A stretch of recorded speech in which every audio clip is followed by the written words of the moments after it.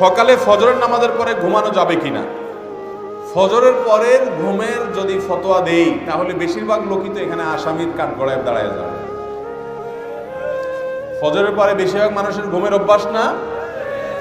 মাহফিলের মৌসুমে আমি পারি না, কিন্তু মাহফিলের মৌসুম বাদে বাকি সময় আমার বাসায় আমি আমার পরিবারের সদস্যদেরকে চেষ্টা করি রাত 10টার ভেতরে বিছানায় চলে যাওয়া।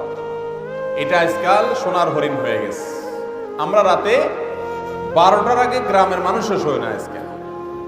যদি বিছানায় যাইও আমরা 11টায়, 1 ঘন্টা আমরা মোবাইলে মুনাজাত করি। মোবাইলের মুনাজাত বুঝেননি আপনারা? এই 2 হাতে বসে ফেসবুক ইউটিউব টিপতেছেন, দেখতেছেন, মনে হয় যে আপনি মুনাজাত করতেছেন শুয়ে শুয়ে।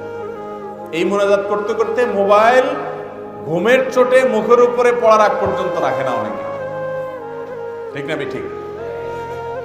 এরপরে মোবাইলে কি দেখছে কি না দেখছে এসব জল্পনা করতে করতে আর ঘুম আসে না। 12টা 1টা 2টা বেজে যায়। এরপরে ফজরের সময় শয়তান হাত পা টিপে ঘুম পাড়ায় দেয়। ফজরের পরে তার না ঘুমার উপায় নেই, কারণ রাত্রে ঘুমাইছে 3 ঘন্টা 4 ঘন্টা মাত্র। মনে রাখবেন, ইসলাম যে লাইফস্টাইল দিয়েছে এই লাইফস্টাইলের মধ্যেই আমাদের কল্যাণ আছে। করোনা যখন, প্যান্ডামিক যখন চরম পর্যায়ে, তখন একটা তথ্য আমাদের মাঝে প্রচুর পরিমাণে শেয়ার হয়েছে যে শরীরে রোগ প্রতিরোধ ক্ষমতা বৃদ্ধি করা ছাড়া করোনার থাবা থেকে বাঁচা কঠিন। তাহলে রোগ প্রতিরোধ ক্ষমতা কিভাবে বৃদ্ধি করা যাবে, তার জন্য অনেক আমলের কথা, অনেক করণীয় কথা ডাক্তার সাহেবরা আমাদেরকে বাতাইছেন।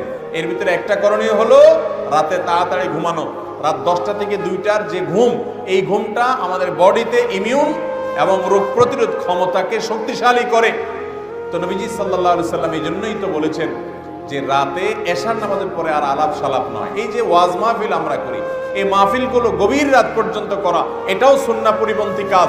যত দ্রুত সম্ভব মাহফিল শেষ করা উচিত, কারণ রাতে দেরি করে মাহফিল থেকে গেলে ফজর নামাজ পড়তে কষ্ট হবে, ফজর পরে আবার ঘুমানো লাগবে। ফজরের পরে ঘুমানোটা হারাম না, ফজরের পরে ঘুমাইলে বড় কোনো গুনাহ হবে না, কিন্তু এটা অনুচিত অনুত্তম কাজ, সুন্নাহর খেলাফ কাজ। অনেক উলামায়ে কেরাম মাকরুহ বলেছেন। নবী করিম সাল্লাল্লাহু আলাইহি সাল্লাম ফজরের পরে ঘুমাইতেন না, তিনি দোয়া করছেন আল্লাহুম্মা বারিক লি উম্মতি ফি বুকুরিহা। নবীজির দোয়া কাদের জন্য? যারা সকালবেলা কাজ করে, সকালবেলা যারা জেগে থাকে। তিনি দোয়া করেছেন, আল্লাহ আমার উম্মতের জন্য সকালবেলার সময়টাতে আপনি বরকত দিবেন।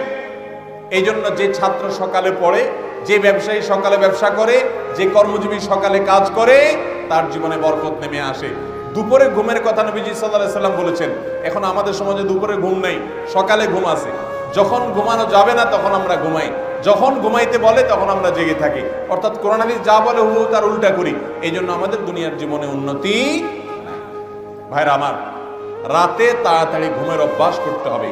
আমি প্রায় সময় বলি এই আমলটা বড় কঠিন হয়ে গেছে, আমাদের সবার জন্য এটা তিতা করলা টাইপ আমল হয়ে গেছে। আমরা অন্য অনেক আমল করতে রাজি আছি, রাতে তাড়াতাড়ি শুইতে চেষ্টা করবো তো ইনশাআল্লাহ।